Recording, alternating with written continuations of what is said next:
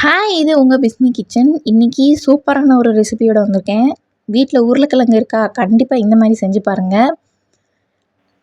இது பாஸ்தா லெவலுக்கு நமக்கு டஃப் கொடுக்கும். ரொம்ப ஈஸியான ரெசிபி. வாங்க ரெசிபியை பார்க்கலாம். உருளைக்கிழங்கை அவிச்சு மசிச்சு வச்சுருக்கேன். அது கூட கார்ன்ஃப்ளவர் சேர்த்துக்கோங்க. சோள மாவு அது சேர்த்துக்கோங்க.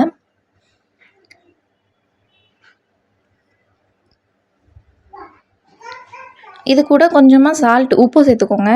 இதெல்லாம் சேர்த்து நல்லா இந்த மாதிரி சப்பாத்தி மாவு மாதிரி பிணைஞ்சு வச்சுக்கோங்க. இதை உங்களுக்கு எந்த ஷேப்பில் வேணுமோ அந்த ஷேப்பில் கட் பண்ணிக்கோங்க. நான் நீளமாக உருட்டி கட் பண்ணி எடுத்திருக்கேன். இதை நல்லா கொதிக்கிற தண்ணியில் போடுங்க. கொஞ்ச நேரத்துலேயே அது மேலே இந்த மாதிரி வந்துடும். வந்தோடனே இப்போ ப்ரிப்பேர் ஆகிடுச்சு. இதை நம்ம எடுத்துடலாம். அவ்வளோதாங்க. இதுதான் நம்ம பாஸ்தா. இதை தான் நம்ம வச்சு மசாலா போட்டு இதில் சாப்பிட போகிறோம். ஒரு பாத்திரத்தில் எண்ணெய் சேர்த்து எண்ணெய் காஞ்சதும் அதில் வெங்காயம் சேர்த்து நல்லா வதக்கி விடுங்க. வெங்காயம் நல்லா வதங்கினதும் அதில் கொஞ்சமாக உப்பும் சேர்த்துக்கோங்க. மாவுக்கான உப்பு தான் நம்ம அந்த மாவில் போட்டோம். இப்போ இதில் இந்த காய்கறிக்கான உப்பு தான் நம்ம சேர்த்துருக்கோம். எல்லாம் சேர்த்து நல்லா வதக்கி விடுங்க.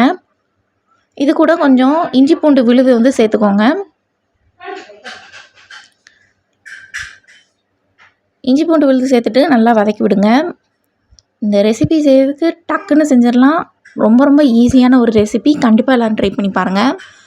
இப்போ இது கூட தக்காளி, கொத்தமல்லி, கருவேப்பிலை, மிளகாய் இவ்வளவும் நான் சேர்த்துருக்கேன். எல்லாம் சேர்த்து நல்லா வதக்கி விடுங்க. கொஞ்சம் இந்த மாதிரி தம்மில் வச்சிங்கன்னா சீக்கிரமாக வதங்கிடும். லோ ஃப்ளேமில் வச்சு இந்த மாதிரி மூடி வச்சிங்கன்னா ரொம்ப சீக்கிரமாக வதங்கிடும். இந்த மாதிரியே எப்போவுமே சாப்பாடு வதக்கும் போது வதக்கி பாருங்கள். இது கூட மல்லித்தூள், மஞ்சள் சீரகம், அதுக்கப்புறமா கொஞ்சம் மிளகுத்தூள் இவ்வளவும் சேர்த்துக்கோங்க.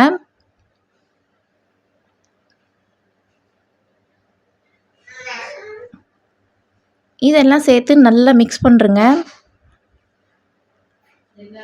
நல்லா வதக்கி விட்டுக்கோங்க. இப்போ நம்ம அவிச்சு வச்சுருக்கோம் இல்லையா, அந்த பாஸ்தாவை இதில் போடுங்க. போட்டுட்டு நல்லா மிக்ஸ் பண்ணி விடுங்க.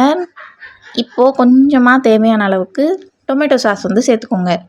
டொமேட்டோ சாஸ் ஆப்ஷனல் தான். வேணும்னு சேர்த்துக்கோங்க. அந்த ஃப்ளேவர் பிடிக்காதுங்கிறவங்க சேர்த்துக்கிற வேண்டாம்.